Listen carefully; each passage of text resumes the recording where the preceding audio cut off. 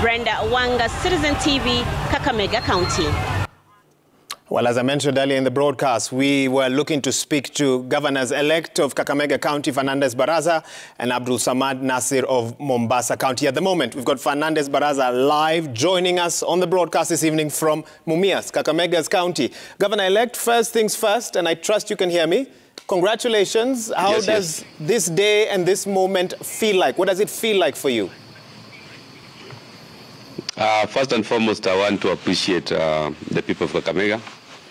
And I want to dedicate the win of today to the people of Kakamega because they have actually stood for development and not for the money that was being poured around. So the win is sweet, and I know we now have to embark on a serious business to serve the people of Kakamega. Governor-elect, let me take you back to a couple of days before the August 9th poll. Just when you were getting ready for that election, the IBC drops that bombshell on you and, of course, the other county and the other constituencies as well, that their elections, the polls will be postponed. What did that announcement mean for your campaign? How disruptive was it? First and foremost, we were very devastated as a team Azimio, especially looking at the fact that the postponement was well designed to cause voter apathy in Azimio strongholds. When you look at the reasons why the elections were postponed, they were purely administrative and a clear design to rig elections for Raila Amolo Odinga. Well, we'll wait for the Supreme Court. We'll wait for the Supreme Court to determine that. But for your camp, what did that mean in terms of restrategizing? Definitely, they were devastated, but we went out to encourage people so that they turn up in large numbers to vote for Azimio, One Kenya Alliance candidate. And I'm very happy that after the August 9th elections, we managed to get majority MCS in the County Assembly, and we also managed to get majority members of National Assembly, that is 11 out of 13. So our encouragement, of course, went out very well. The only thing that was affected was voter turnout because it was very low, less than 60%. So to some extent, that postponement was not very good for Azimio, as well as the votes meant for Raila Amolo Odinga. Okay. If we look at your CV, you've led corporates, you've led a parastatal. What makes you the best person to lead a county? Are you ready for the task ahead? I want to say that I'm very much ready, well prepared, because I've worked in the public sector for over 25 years. So my transitioning to the county government is basically a public interest entity, so I'll not have a problem to deal with a public entity like the county government. So I want to believe that my experience in government for over 25 years puts me in a vantage position to lead Kakamega to a greater heights. Let's actually get a bit more specific on that. What are your immediate priorities? What would you say they are? My immediate priorities, number one, I'll put more emphasis on healthcare by ensuring that we have at least level 4 hospitals in all the 12 constituencies. Ensure that those hospitals are well equipped. Ensure that we have medicines. Ensure that we have adequate personnel so that the people of Kakamega can enjoy free medical health care. Of course, subsidized, not free per se. And for me, that is very crucial in terms of investing in matters healthcare. The next item that I'll put emphasis on agriculture. We have a sleeping giant in the name of Bukura Institute of Agriculture, where it is actually underutilized.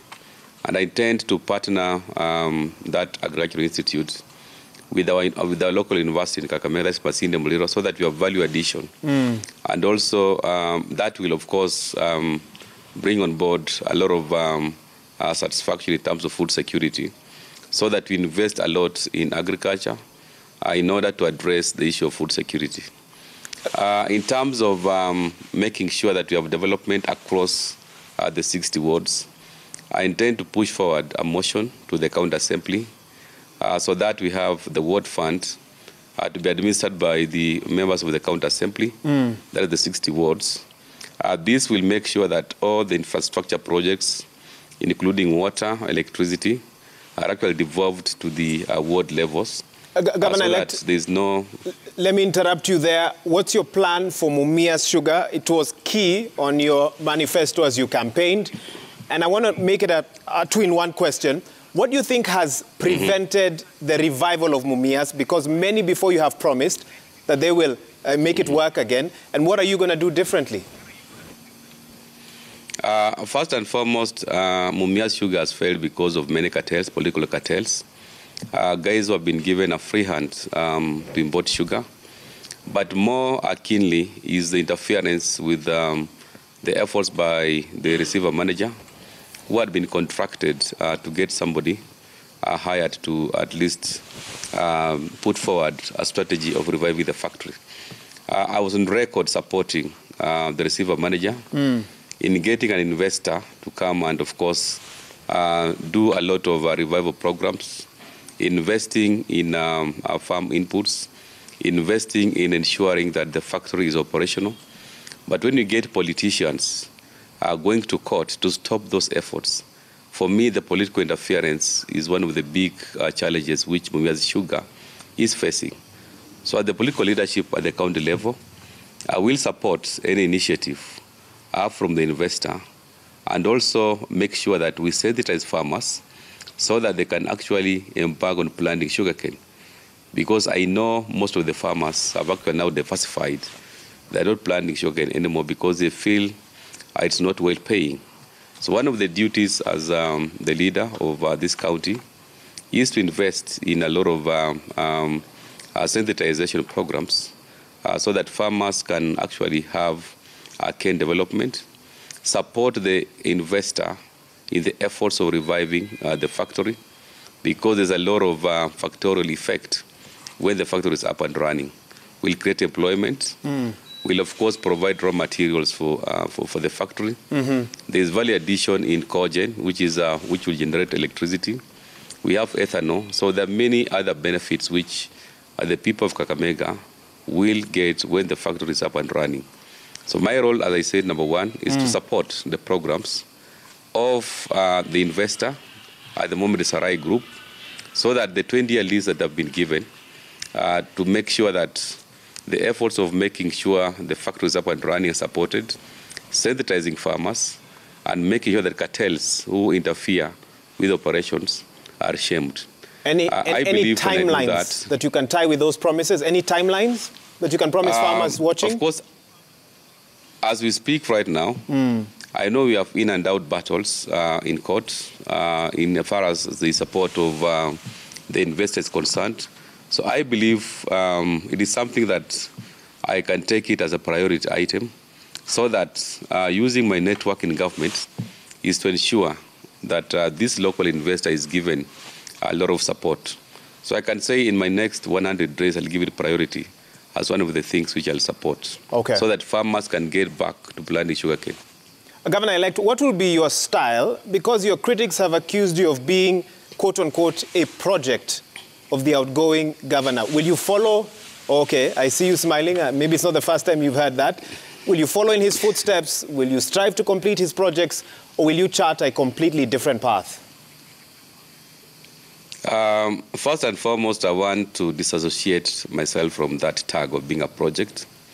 And I want to assure Kakamega people that I'm my own man. What I mean is, of course, I have my strategy of ensuring that we deliver services to the people of Kakamega, which I clearly outlined in my agenda, 6-point agenda. When it comes to project implementation, I believe the ongoing projects, which money has been spent, it is just prudent for them to be completed. So I'll give priority, of course, on completing existing projects, and then plug in some of the agenda items, especially in the first year, so that at least there's continuity. I want to appreciate what the outgoing governor has done. He has laid a solid foundation. And it's just good that at least we build from that solid foundation so that we can make progress. So it's not really dissociating myself from what Governor Oparanya has done, but building on the foundation and bringing in new investment opportunities so that we can create employment opportunities for our young people and also create a conducive environment for job creation. Governor-elect, basically, it's a mix. Okay, it's a mix, and you clearly have dissociated yourself from that particular tag. One of the things we noticed today was your closest competitor graciously conceded, did not raise any questions about rigging or anything of the sort, and asked, the voters of Kakamega and residents to support you, and he's accepted the loss. This is, of course, outgoing Senator Cleophas Malala. What's your message to him tonight? Do you plan to work with him, maybe to consult him? He does have some understanding of the workings of the county as the outgoing senator. First and foremost, I think he did well to concede defeat because he was well beaten, despite having bribed voters all over the place. Those are strong, again, those are very strong allegations. I hope you reported them to the police, not just on TV. Of course. Actually, we have reports to various police stations on rampant voter bribery. So it's something that's on record. But as a gentleman, he's done well to concede defeat because he didn't have a choice anyhow. And for me, I've also extended an olive branch to all the competitors of mine so that we can come together and work for the people of Kakamega. Okay, Governor-elect, thank you so much for your time. We don't have too much time today for an elaborate interview, but you go and get your rest. And once you're settled in, we'll settle down properly to talk about the matters of Kakamega County. Viewers had sent in questions. We'll call you again for an elaborate session on that. And of course, first interview there by Governor-elect Fernandez Barasa. He probably hasn't slept for the last couple of days. He's been gracious enough to speak with us. We were also looking for Abdul Swamad Ahmed Nasir. He'll not be joining us today, but as soon as he can, we'll get him on to get residents of Mombasa